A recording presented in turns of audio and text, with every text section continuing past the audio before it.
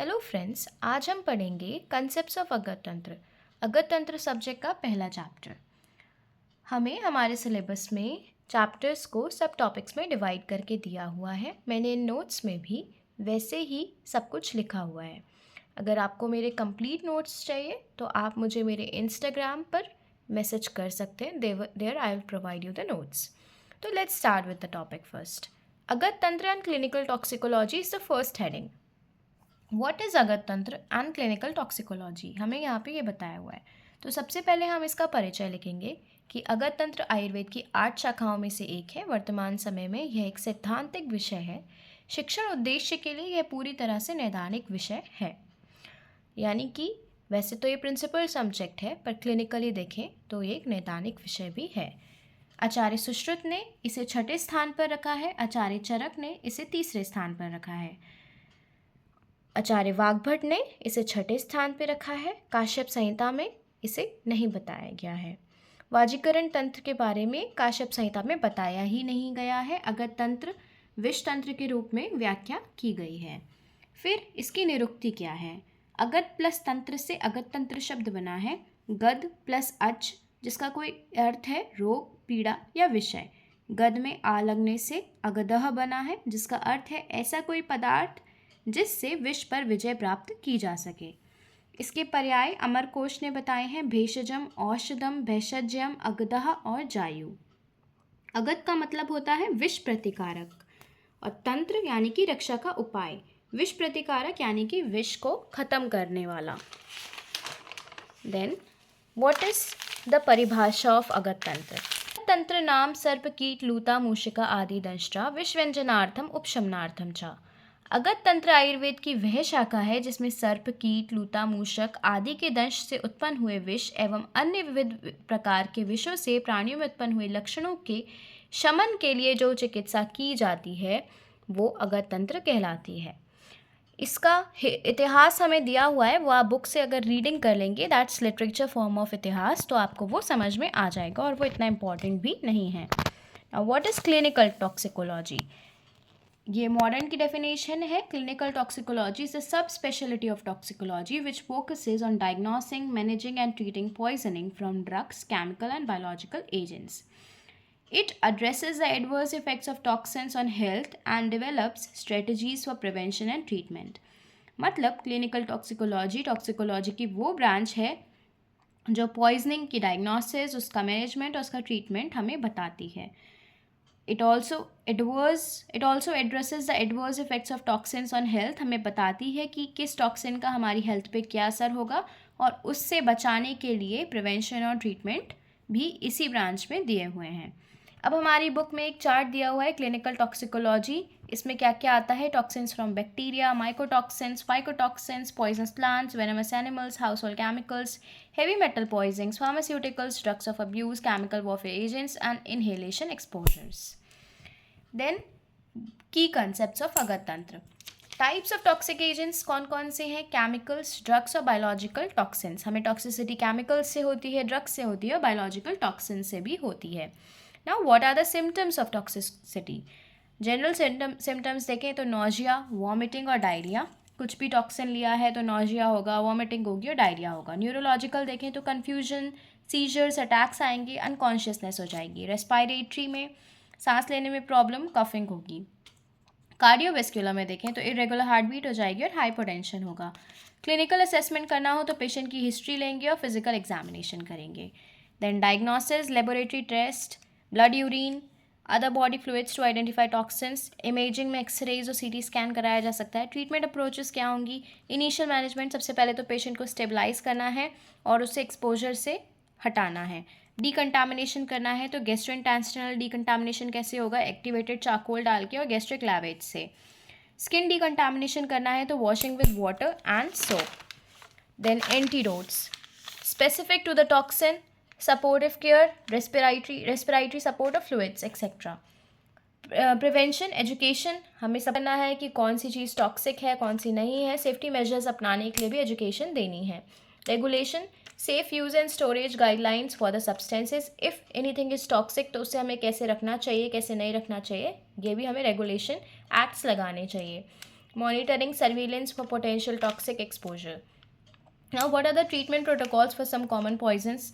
Snake venoms, अगर snake venom है तो एंटीवेनम थेरेपी दी जाएगी. कार्बन मोनोऑक्साइड पॉइजनिंग है तो हाई फ्लो ऑक्सीजन और हाइपोबेरिक ऑक्सीजन थेरेपी दी जाएगी. एंटीडोट नैलोजोन एडमिनिस्ट्रेशन होगा. ऑर्गेनोफॉस्फेट पॉइजनिंग है तो एंटीडोट एन एसिटाइलसिस्टीन होगा. पैरासीटामोल ओवरडोज है तो एंटीडोट एट्रोपिन एंड पैरालिडॉक्साइन होगा. मिथेनॉल और इथाइलिन ग्लाइकॉल पॉइजनिंग है तो एंटीडोट फोमीपाइजॉल होगा. आयरन की ओवरडोज हो गई है तो एंटीडोट डिफेरोएक्सामाइन होगा. साइनाइड पॉइजनिंग है तो एंटीडोट हाइड्रोकोबालामाइन. ऑल्टरनेटिवली Na-thiओसल्फेट भी दे सकते हैं. Na-nitrate can be used as combination. Then importance of clinical toxicology. अभी हम ये फर्स्ट ही टॉपिक कर रहे हैं, उसमें ये सारी हेडिंग्स आती हैं. क्या क्या इंपॉर्टेंस है? Immediate health impact, rapid diagnosis and treatment, quick identification and treatment of poisons can save life, especially in cases like drug overdoses, snake bites, and chemical exposures. Early management prevents complications such as organ failure, brain damage, or death. इसके example क्या है? Opioid overdose, administering naloxone can rapidly reverse life threatening respiratory depression. Carbon monoxide poisoning है तो prompt oxygen therapy can prevent long term neurological damage. Then public health safety, poison prevention programmes हमें करने चाहिए. Public education on the dangers of household chemicals, medications and environmental toxins reduces accidental पॉइजनिंग्स.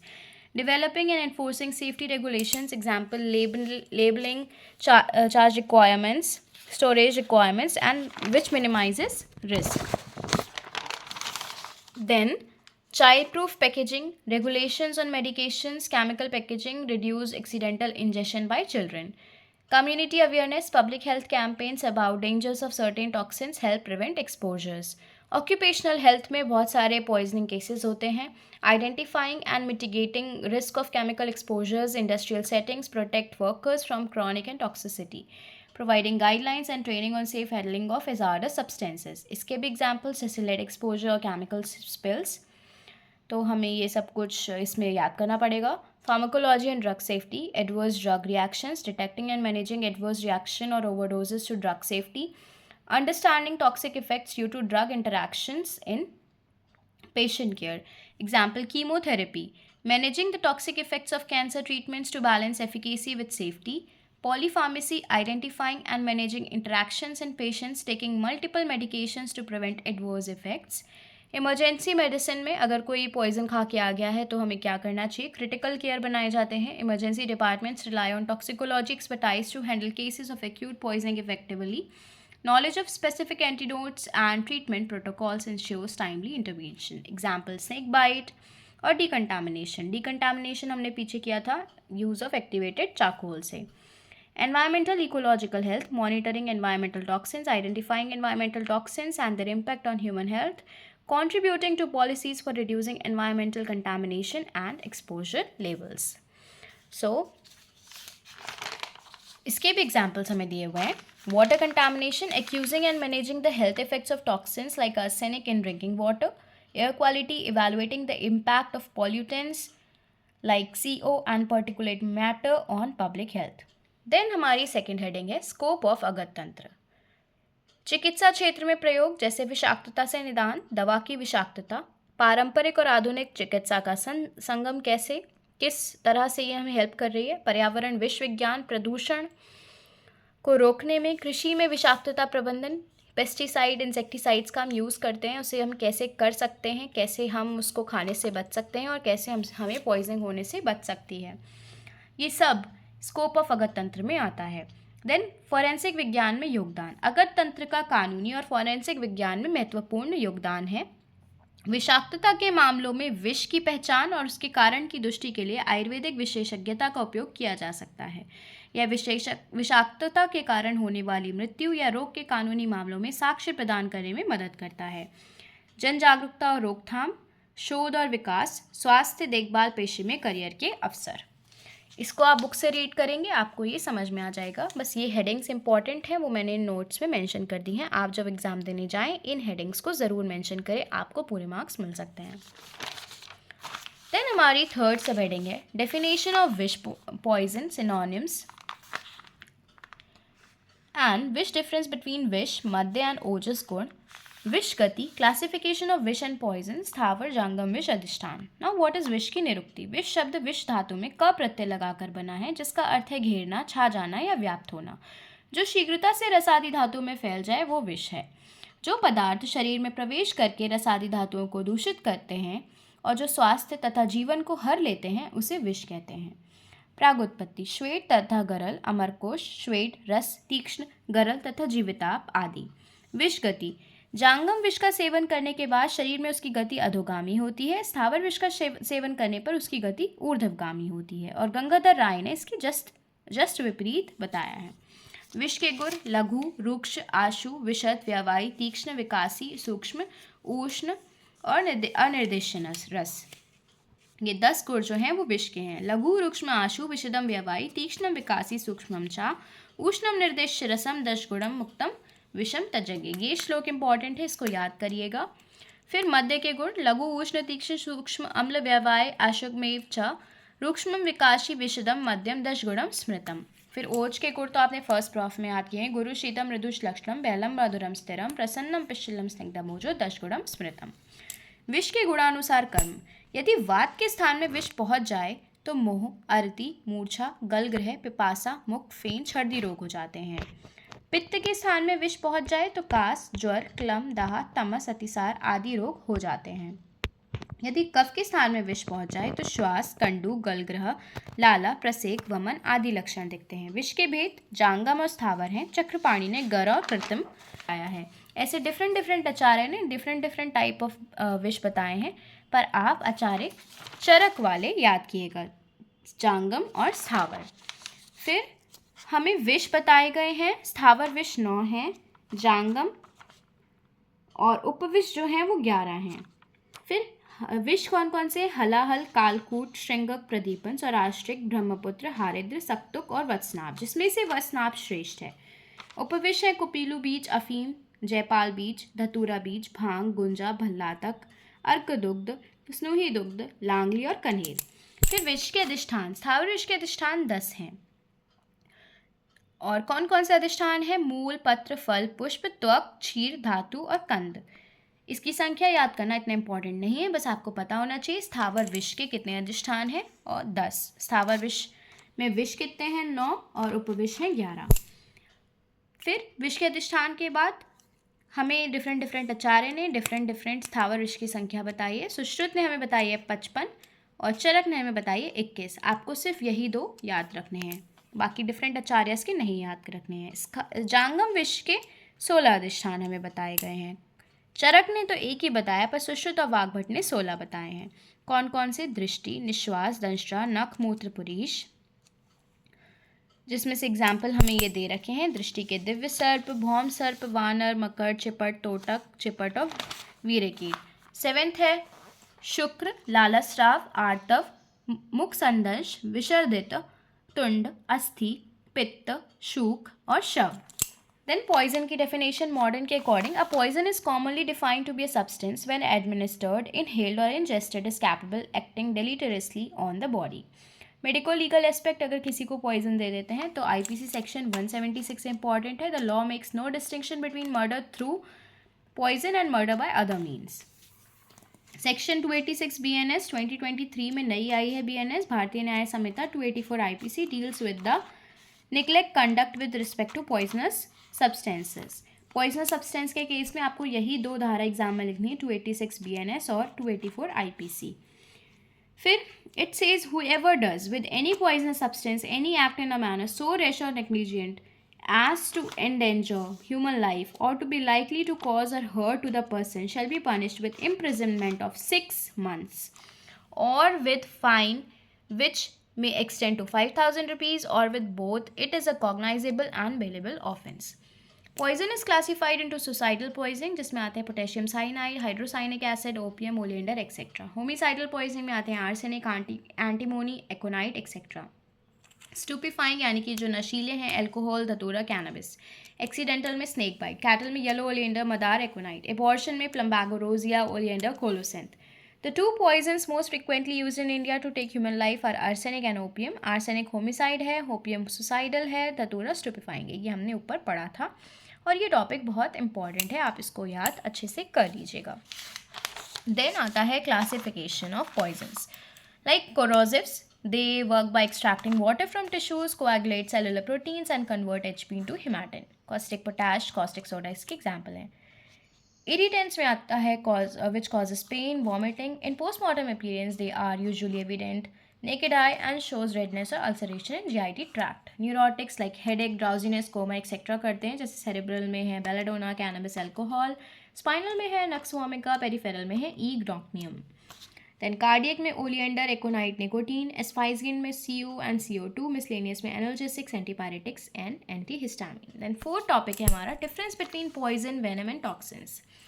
Poison is either natural or synthetic chemical compound which is able to produce a nauseous, morbid or fatal effect on living cells or body when adequate amounts are taken or given. Venom में है poisonous secretion of an animal.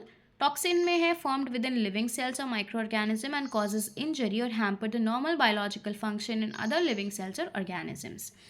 Example है poison के arsenic, mercury, polonium and nicotine. Venom के हैं snake, insects. Toxin के हैं picrotoxin, batrachotoxin और amatoxin etcetera. Mode of source of exposure कैसे होता है? Enters into the body by swallowing और इनहेलिंग और absorption through the skin. Poison के लिए था ये. वेनम के लिए है enters into the body by specialised glands associated with spines, teeth और अदर पियर्सिंग डिवाइसेस लाइक किसी इंसेक्ट ने काट लिया हो. Form within the living cells और microorganism. Natural, synthetic, neurotoxin, cytotoxin, मायोटॉक्सिन, हीमोटॉक्सिन्स. Endotoxin और exotoxins. All poisons are not toxins. Arsenic is a poison but not toxins. All toxins are poisonous. Example batrachotoxin. और all venoms are not poisonous. सारे poison toxin नहीं हैं. सारे toxin जो हैं वो poisons हैं. और जो all venoms हैं वो poisonous नहीं हैं. Okay? Then origin biological है poison. Chemical भी हो सकता है. और वेनम जो है वो नेचुरल सोर्सेज से ही मिलेगा. और जो टॉक्सिन है वो ईदर बायोलॉजिकल और केमिकल कुछ भी हो सकता है. हार्मफुल, दोनों ही हार्मफुल हैं. पॉइजन भी, वेनम ज़्यादा हार्मफुल है. और पॉइजन थोड़ा बहुत यूज़फुल भी है. Use as pesticide, herbicide, insecticide. और use in cancer treatment for painkiller, heart disease. और ये जो है वो प्रिडेशन में हेल्प करता है. केमिकल अवेलेबिलिटी, मोर अवेलेबल है पॉइजन. और वेनम जो है लेसन में है. और टॉक्सिन जो है वो पॉइजन की तरह बिकता है. Routes of administration of poison. A route of administration in pharmacology and toxicology is the path by which a drug, fluid, poison और other substances is taken into the body. This is the fifth heading. 2 main routes हैं, external routes और parental routes. External में GIT route जैसे sublingual, sublabial. The GI tract provides a comparatively safe but relatively slow acting site for drug absorption like oral और rectal. Superficial surface of trunk supralingual, base surface sublingual, क्योंकि हम कुछ medicine जीभ के नीचे रखते हैं, they are sublingual.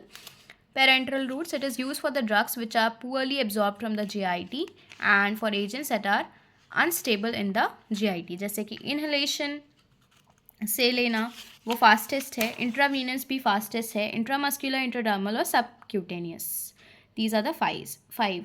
Intradermal is the slowest way of taking drugs. Then हमारा 6 टॉपिक है मोड ऑफ एक्शन ऑफ विश and poison. Toxicology, the science of poison. Toxicodynamics, the mechanism of action of a toxic chemical to the body like enzymes, membrane receptors, intracellular receptors and ion channel. इनके थ्रू जो होता है toxin जो है affect करता है. The general dose response principles are of crucial importance in determining the severity of intoxication. 2 type of response कैसे होते हैं? एक तो क्वांटल डोज और graded dose. When dose increases, response increases. जब आप पॉइजन की मात्रा, टॉक्सिन की मात्रा बढ़ा दोगे तो रिस्पॉन्स भी उतना ही ज़्यादा दिखेगा. 3 टाइप ऑफ डोजेज हमें दिखाई गई हैं. Medial lethal dose, medial effective dose और medial toxic dose. LD50, ED50 और TD50. The dose which is expected to kill 50% of the population is medial lethal dose. The dose that produces desired response in 50% of the test population when pharmacological effects are plotted against dosage. The dose which is expected to bring toxic effects in 50% of the population. This is not that important, but आप इसको याद रखिएगा अगर मगाओ में पूछ लिया जाता है क्वेश्चन तो। रिस्पॉन्स ED50, एफिकेसी, इसका आप ग्राफ बना के आइएगा। Chemicals that can cause symptoms through the following mechanism. Hypoxia होता है, डिप्रेस और stimulate the CNS, affect the autonomic nervous system, affect the lungs by aspiration, affect the heart and vasculature producing myocardia, hypertension or hypotension, produce local damage, delayed effects on liver or kidneys by the heavy metals. Toxicokinetics deals with the ADME of chemicals. What is ADME? Absorption, distinction, either distribution, or M is metabolism and E is excretion. Absorption, distribution, metabolism and excretion. What is absorption? It is a process by which chemicals enters the body through route of administration, dissociation or dissolution, or by concentration, blood flow to the site and area of absorptive site. Common sites क्या क्या हैं absorption की? Oral route, dermal route, inhalation route and other routes, हमने पीछे भी पढ़ा था। Distribution is defined as a clear volume into which a substance is distributed. इसका फॉर्मूला है VD A/CP। A is dose और total amount, CP is plasma concentration. Importance क्या है इसकी? Predicting peak blood concentration of chemical taken. ये direct बताता है कि कितना केमिकल लिया गया है। इसको कौन कौन से फैक्टर्स अफेक्ट करते हैं? Protein binding, chemicals highly bound to protein have small volume of distribution. जो प्रोटीन से जल्दी बाइंड कर जाते हैं उनका जो डिस्ट्रीब्यूशन की वॉल्यूम होती है वो स्लो होती है। ये फैक्टर इनको अफेक्ट करते हैं। देन एफिनिटी ऑफ केमिकल, जो ज़्यादा केमिकल्स के लिए एफिनिट हैं सिंगल डोज लेने के बाद, even when it's plasma concentration जो है वो रिड्यूस हो गई है, जैसे कि lead, cancer and bone tissue. Metabolism, biotransformation is the biochemical transformation of chemical. Liver is a major site of biotransformation for chemicals and other organs. इसके भी फेजेस डिवाइडेड हैं बट ये इतना इंपॉर्टेंट नहीं है। Excretion, excretion is a final means of chemical elimination either on metabolites और unchanged parent chemicals. Okay, then ये है इसका फर्दर नोट। ये तो इम्पॉर्टेंट नहीं है, आपको नोट बनाना हो इसका तो आप बना सकते हैं। This is the point. Then हमारा टॉपिक है 6 टॉपिक, हो चुका हमारा 7 topic. Factors modifying the action of poison, विष की क्रिया को प्रभावित करने वाले कारक। एक तो विष की मात्रा जितनी अधिक होगी विष का प्रभाव उतना ही गंभीर होगा। विष के संचरण का मार्ग, विष के शरीर में प्रवेश का मार्ग उसके प्रभाव की तीव्रता को दर्शाता है। इंजेक्शन द्वारा संचरण, इंजेक्शन के माध्यम से विष सीधे रक्त में प्रवेश करता है, तीव्र विषाक्तता का कारण बन सकता है। विष का प्रकार और गुणधर्म, विष के रासायनिक गुणधर्म जैसे उसका घुलनशीलता, संघनन आदि उसके प्रभाव को प्रभावित करते हैं। व्यक्ति की आयु भी, बच्चे और बुजुर्ग में विष के प्रति अधिक जो होते हैं वो अधिक संवेदनशील होते हैं। कुछ विषों का असर महिलाओं पर अधिक होता है और पुरुषों में उसी विष का असर कम हो जाता है। स्वास्थ्य की स्थिति, स्वस्थ व्यक्ति विष के प्रति अधिक क्षमता रखते हैं, इम्यूनिटी ज़्यादा होती है। शरीर का वजन जितना अधिक होगा शरीर को सहन करने की क्षमता भी उतनी ही अधिक होगी। सह विषाक्तता, जब एक से अधिक विषयों का सेवन किया जाता है तो उनकी संयुक्त प्रभाव से विषाक्तता बढ़ सकती है। प्रति विषाक्तता, कुछ विष ऐसे होते हैं जो दूसरों के प्रभाव को कम कर देते हैं। विष का संवेदीकरण, कि विष कितना तीक्ष्ण है। पर्यावरण कारक, की टेम्परेचर किस टेम्परेचर में दिया गया है, क्या स्थिति है। आहार और शराब का सेवन, अगर शराब पी ली गई है तो विष का प्रभाव बढ़ जाता है। नींद और नशा, विष लेने के बाद सोना नहीं चाहिए, सो गए हैं तो विष का प्रभाव कम हो जाता है, यानी कि आप जल्दी नहीं मरेंगे तो आपको सोना चाहिए। और सहनशीलता, नियमित रूप से विष का सेवन करने से शरीर में सहनशीलता की स्थिति विकसित हो जाती है। स्वाभाविक संवेदनशील, कुछ लोगों में कुछ दवाओं का खाद्य पदार्थों के प्रति स्वाभाविक संवेदनशीलता होती है, जैसे कि 60 Asians allergic two sulphur drugs. स्थिति, गैस और वाष्प रूप विष का प्रभाव द्रव की तुलना में अधिक तेज होता है। रासायनिक संयोजन, की उसमें कौन कौन से केमिकल्स हैं। पेट की क्या स्थिति है। और आपका क्यूमुलेटिव एक्शन, सबका अपना पर्सनल होता है, सबकी बॉडी का अपना पर्सनल क्यूमुलेटिव एक्शन है। यदि विष का निष्कासन नहीं होता तो यही शरीर में जमा हो सकता है। बार बार देने पर जब उसकी मात्रा सीमा तक पहुंच जाती है तब विषाक्तता के लक्षण उत्पन्न होते हैं और किसी में थोड़ी ही मात्रा में उत्पन्न हो जाते हैं। और पीड़ित के आसपास की स्थिति क्या है, विरोधी प्रभाव क्या है। तो ये सब जो हैं वो विष के प्रभाव को प्रभावित करते हैं। विषवर्धक भाव और विष संकट। विषवर्धक मतलब विष के भाव को बढ़ाने वाले कौन कौन से फैक्टर्स हैं? क्षुधा, तृष्णा, उष्ण, दुर्बलता, क्रोध, शोक, भय, श्रम, अजीर्ण, अतिसार, पित्तवात प्रकोप, तिलपुष्प, मदल फल ग्रहण, भूवाष्प, ढोल की आवाज़, विष संकट, शीतल हवा, कमल के फूल की सुगंध, मादकता। विष संकट क्या है? विष प्रकृति। विष की प्रकृति वात पित्त है। विष का काल ग्रीष्म वर्षा ऋतु है। अन्न, तिक्त एवं कटुरस, दोष, वात पित्त, दूष्य, रक्त। उपरोक्त उल्लिखित कारकों का संयोजन विष संकट कहलाता है, जो कि विषाक्तता की आपातकालीन स्थिति होती है और इस अवस्था तक पहुंचने वालों में से केवल 100 में से एक ही प्राणी जीवित रहता है। आपको समझ में आ रहा है तो अच्छी बात है। विष वेग क्या होता है? वेगांतर, स्थावर विष वेगानुसार लक्षण एवं चिकित्सा। 9 टॉपिक। विष वेग। आयुर्वेद में सप्त धातुओं का वर्णन करते हुए बताया गया है कि प्रत्येक धातु के बीच में एक कला होती है। विष सेवन के पश्चात वह प्रत्येक धातु को क्रम से दूषित करता हुआ उत्तरोत्तर धातुओं में प्रवेश करता है।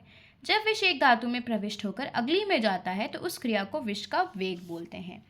वेगांतर। वायु के प्रभाव के कारण विष को एक कला से दूसरी कला में जाने पर जो समय लगता है उतने ही समय को वेगांतर कहते हैं। स्थावर विष सामान्य लक्षण: ज्वर, हिक्का, दंत हर्षम, गलग्रहम, फेन, वाम्य, अरुचि, श्वास, मूर्छा। स्थावर विष लक्षण: मूल विष उद्वेष्टन होता है, प्रलाप, मोह, पत्र विष लेने से जृंभा, अंग उद्वेष्टन, श्वास यानी कि सांस लेने में दिक्कत। फल विष वृषण, शोथ, दहा, अन्न द्वेष, पुष्प विष आदि ये सब जो लिखा है ये सब हमें इन विषों को लेने से ये सारी बीमारियां होती हैं। विष के वेग। स्थावर विष लक्षण और चिकित्सा। सुश्रुत ने 7 वेग बताए हैं। फर्स्ट वेग में जिव्या, श्यावता, मूर्छा, स्तब्धता, श्वास, चिकित्सा, वमन, शीतांबु ये सब होता है। सेकेंड वेग में स्वेद, दहा आदि, वमन, विरेचन। थर्ड वेग में तालुशोष, अमाशय, शूल, दुर्बलता, पक्वाशय। फोर्थ वेग में शिरो गौरव होता है। फिफ्थ वेग में कफ प्रसेक होता है, वैवर्ण्य होता है। और 6th वेग में प्रज्ञानाश, अतिसार होता है। 7th वेग में स्कंद, पृष्ठ, कटी आदि होते हैं। चरक ने फर्स्ट वेग बताया है रस धातु का। लक्षण: तृष्णा, प्रसेक, मूर्छा, वमन, दंतहर्ष, क्लम। चिकित्सा: दहन कर्म, रक्त स्रावण, वमन कर्म, शीतांबु सेवन, अगत प्रयोग मधु एवं घृत के साथ। चरक ने हमें धातुओं के अनुसार वेग बताए हैं। सेकेंड वेग है रक्त धातु, वैवर्ण्य, भ्रम, वेपतु, जिह्वा, भंग, श्वास, इसमें विरेचन, हृदयावरण। थर्ड वेग है मांस और लक्षण है मंडल, कंडु, शवतु, कोट, शारागत, मधु, अम्बुअगत द्रव्य, नस्य और अंजन। ये हैं विष के वेग। देन फोर्थ वातादि, छर्दी, दहा, अंगशूल। चिकित्सा: गोमय रस, कपित्त रस आदि। 5th वेग में दृष्टि मंडल, नीलादर्शन, तमदर्शन, इसमें आश्चोतन, अंजन, कांकाट, शिरीष, स्वरस के साथ, नस्य, अगध, मधु, क्वात एक्सेट्रा। 6th वेग में हिक्का, संज्ञा स्थापन। 7th वेग में स्कंद, भंग। स्थावर विष की अवस्था में जांगम विषपान की अवस्था में स्थावर विषपान, मतलब कि ऑपोजिट। 8th वेग रोगी की मृत्यु हो जाती है। देन दोषों के स्थान के अनुसार दोष की चिकित्सा: वात दोष है तो नत और कुष्ठ को दही में मिलाकर पिलाएं। पित्त दोष है तो घी, शहद, दूध और पानी दें। कफ दोष है तो क्षारागत, स्वेदन और शिरावेद करें। पशुओं के में विष का वेग। पहले वेग में शरीर में पीड़ा और चक्कर, दूसरे वेग में पशु कांपने लगता है, तीसरे वेग में भोजन के प्रति उदासीनता आ जाती है, चौथे वेग में श्वास की गति में वृद्धि होने से मृत्यु। पक्षियों में विष का वेग, वो पशु का था, ये पक्षियों का है। पहले वेग में पक्षी ध्यान, चिंता युक्त होने लगता है, दूसरे वेग में चक्कर आने लगते हैं, तीसरे वेग में सारे अंग ढीले पड़ जाते हैं, मृत्यु हो जाती है।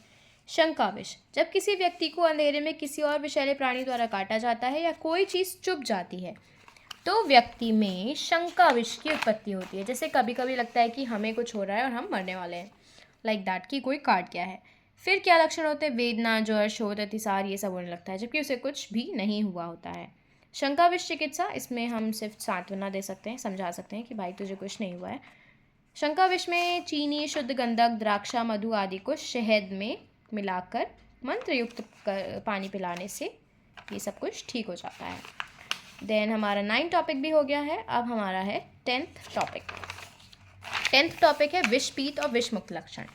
जब रक्त विष से दूषित हो जाता है तो निम्नलिखित लक्षण दिखाई देते हैं, जैसे चिमचिमाना, टिंगलिंग सेंसेशन, कोट, रेडिंग स्पॉट, मंडल, स्वेद, रोमहर्ष, शरीर पर कीड़े रेंगने की अनुभूति होना, जृंभा आना, शिशिर प्रिय मतलब ठंडी चीज़ें खाने का मन होना, वात और अन्य दोषों के माध्यम से फैलना, ब्लैक कलर्ड स्टूल आना, उष्ण अश्रु जलधारा, आदमान होना, फ्लैटुलेंस बॉडी में होना, अतिसार, विवरणता, उत्साद होना, विष मारण लिंग। और विषपान के बाद विष से आप मरने वाले उसके क्या लक्षण, नीले ओठ हो जाना, दंत शैथिल्य हो जाना, बालों का गिरना, अंग भंग, शिशिरण लोम हर्ष होना, नाभि हते, चोट लगने पर शरीर में खून के थक्के बन जाना।